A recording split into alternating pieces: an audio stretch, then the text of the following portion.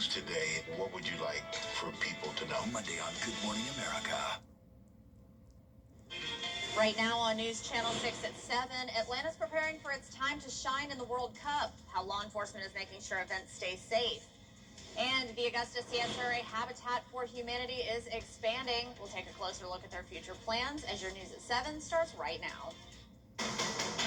Live from Television Park, this is WJBF News Channel 6 at 7. Well, good Friday evening to you. I'm Kim Vickers. Thank you so much for joining us. Our coverage you can count on begins as Atlanta's World Cup moment continues this weekend, and so does an extensive... Bureau Chief. A Burke County man has been convicted in a murder that happened 5 years ago. Darius Savage found guilty of malice murder and armed robbery in the shooting death of Brian Carswell. Carswell's body was found January 6, 2021 on Spread Oak Road near Keysville. He is the brother of former Waynesboro Mayor Greg Carswell. Savage was arrested 2 months later and remained in jail. He was sentenced to life without the possibility of parole. A Richmond County Sheriff's deputy facing felony charges and out of a job. Jaquarius Yarbrough is accused of violation of oath of office and misuse of a license plate reader system.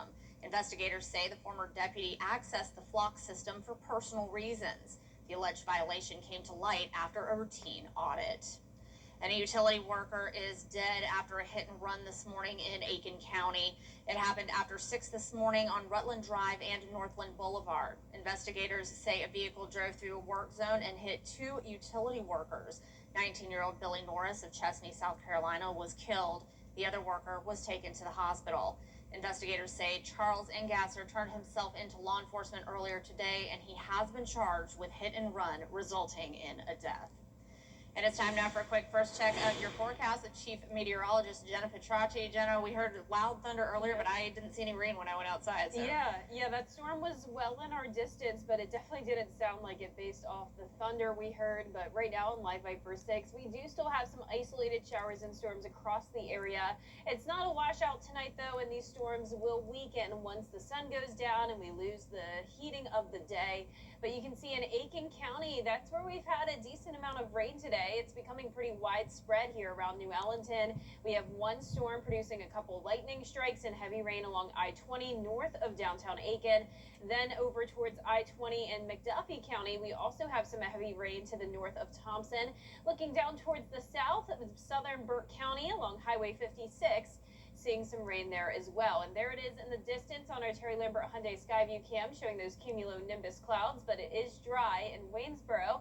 And speaking of Waynesboro, they had a recorded high temperature of 91 degrees today at Neely Circle on our Live Viper 6 neighborhood network powered by Tempest. Now, currently those temperatures are in the mid-80s to low 90s, 86 in Augusta, 84 in Aiken, but 90 in Lincolnton. It's very muggy with dew points in the 70s and a high heat index in the 90s. I'll have more details on the heat and humidity this weekend coming up. Back to you, Kim. All right, Jenna, thank you. And even though there is some rain, it has not stopped the party in Augusta. At the Exchange Club Fairgrounds, beats off. Well, this morning in Augusta, Habitat for Humanity celebrated a major milestone and celebrated the beginning of a new home for a new family. I talked to organizers to learn more. Take a look. Friday morning, community leaders gathered as the Augusta CSRA Habitat for Humanity broke ground on its 88th home. It's also the launch of the organization's 40th year, and they have big plans for the future. We are building our capacity to be able to build 50 homes each year within the next 5 years. So we're incredibly excited. It's a big launch for us, and we're so lucky to have the support of the community, our leaders and businesses, individuals to support us so that we're able to do that. The family getting a new home doesn't know they've been chosen yet. 8th Street Construction will be building it, and it's the first time the company has partnered with Habitat for Humanity. What kind of better mission can you have than to help people get some housing stability? And as we talked about today, housing stability leads to everything else, all kinds of health, physical health, emotional health, well-being health. So this is not just ground, it really is the start of something transformational for people, and I think it's a calling that I'm proud that God has put on our company.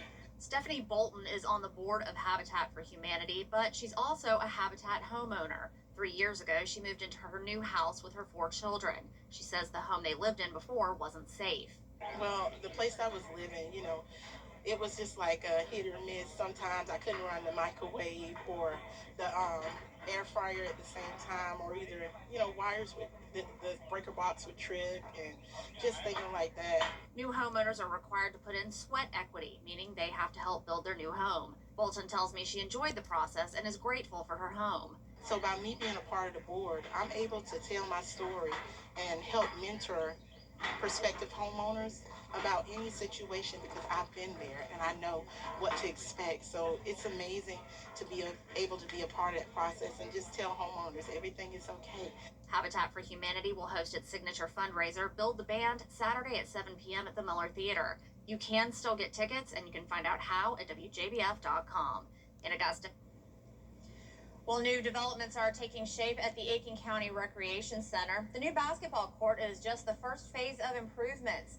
County leaders say a splash pad, an expanded playground, pool area renovations, and new administrative offices are all planned as part of the project. The hope is that the facility will become a gathering place for the community. In the master plan for this site is a splash pad coming next to the playground. We need to talk about additions to the playground, expanding the playground as well, but also the pool deck. All of the updates are expected to be finished by October. Well, improvements to Augusta's Newman Tennis Center have been on hold for a while, but they're still happening, according to the Recreation and Parks Director. In a statement sent to News Channel 6 this afternoon, she says the project is still in the planning phase. The next steps will be for the Recreation and Parks Department to receive bids and select a contractor. Representatives from the CSRA Tennis Association were at the Augusta Commission meeting on June 18th to discuss the improvements. The project will take about 9 months to finish after construction begins. Coming up, government leaders say the U.S. performed retaliatory strikes against Iran. Where do peace talks stand? We'll have the details when we return. Hello, I'm Adrian Wofford.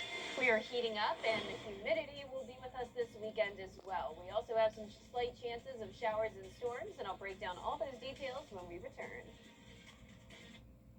Attention shoppers, we're offering 99 cents off of 9 items until 9 o'clock. Oh, nice. Sounds like we're in a George C. commercial. We are in a George C. commercial. Listen, shoppers, if you're ever hurt, call George Sink Injury Lawyers at all nines now. At Gerald Jones Honda. A free inspection. All right, the word is help. Could you use it in a sentence? People need help after they've been hurt on the road. I know it. 999 9999. Technically, that is correct. If you've been hurt, call George Sink Injury Lawyers at all nines now. Now, your most accurate forecast with WJBF Live 5/6. Welcome back and happy Friday. I hope you're dodging these storms today. They're definitely tiny little storms, but they're mighty, producing some heavy rain and lightning. So let's start out here in Aiken County. We have some widespread rain in the southern half of the county and also near New Ellington. And then I'm keeping an eye on this storm here north of downtown Aiken. This is moving towards the east along I-20. A few lightning strikes there.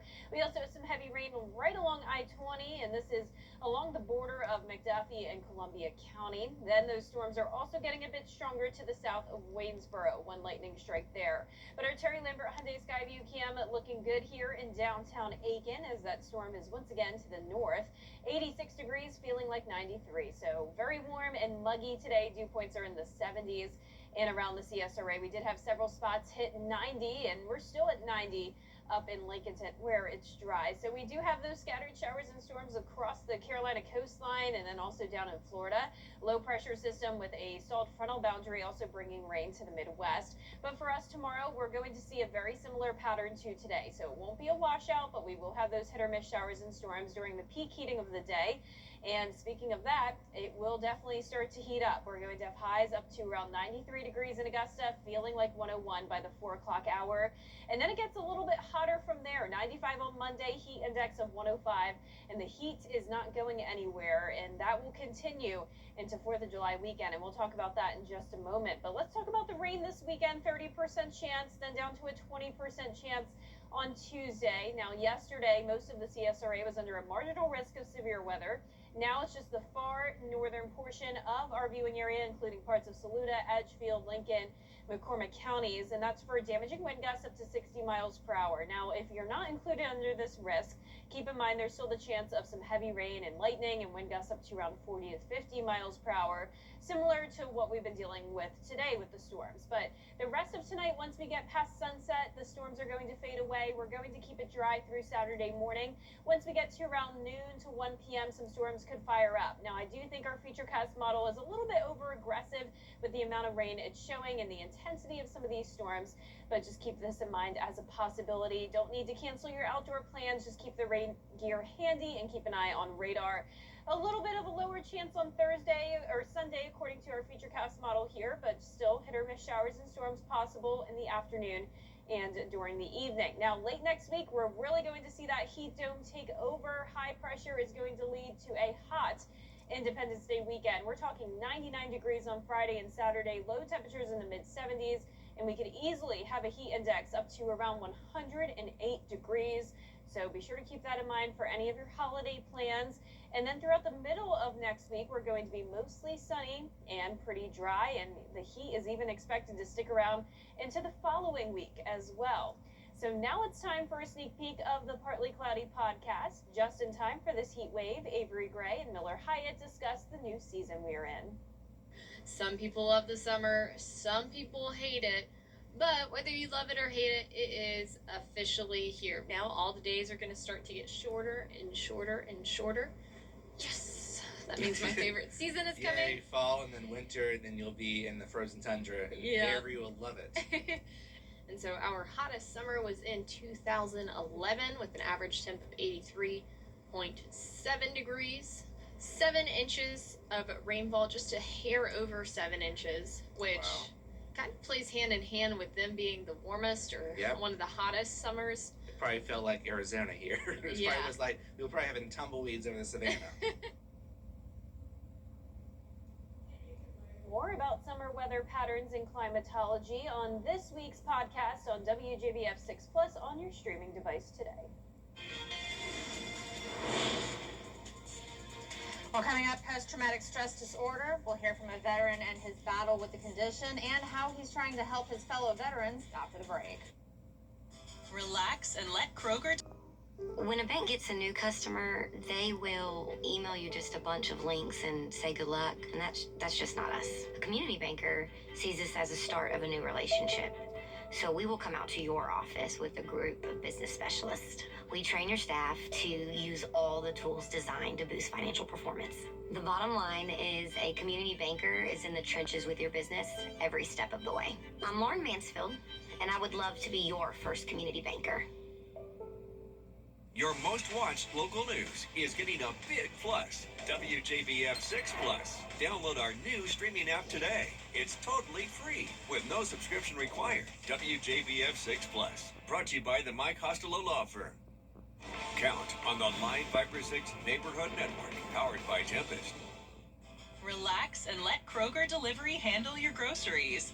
We start with the freshest items, and our trucks keep your food cool right to your door. Fresh groceries your way with Kroger Delivery. Kroger, fresh for everyone. The WJBF Live Viper 6 Skyview Network is sponsored by Terry Lambert Hyundai. Low prices, big selection, and committed to quality customer service. June is PTSD Awareness Month. Go. Check this out. These two little girls had the need for speed. That is until their joyride came to a quick stop. They hit that pole and noticed it moved. And instead of sticking around, the little driver decided to bolt and leave her passenger behind, especially when Dad came around the corner. But instead of scolding, the dad tried to fix the pole after the girls hit and run. Ooh, boom. Yikes. Yikes. Wow. I mean, when they're teenagers, if I were him, I'd watch them. Look at I know, right? So funny that they got that on video. I know, right? Well, our forecast is looking hot, Kim. No other way to put it. It's just plain old summertime here. We've got highs in the 90s, the heat index over 100, and hit or miss showers and storms. 30% chance of rain and storms Saturday, Sunday, Monday, and then a little bit drier into the middle of next week. Low rain chances on the 4th of July as well. The main story continues to be the heat. going with highs up to 99, heat index up to 108. It's going to be a miserable fourth weekend, I'm thinking, but everybody stay safe, drink lots of water, stay cold. Exactly. Go by the pool, go by the lake. Luckily, those rain chances don't look super high. All right. Well, thank you, Jenna, and that's all we have for now. We'll be back again tonight at 11.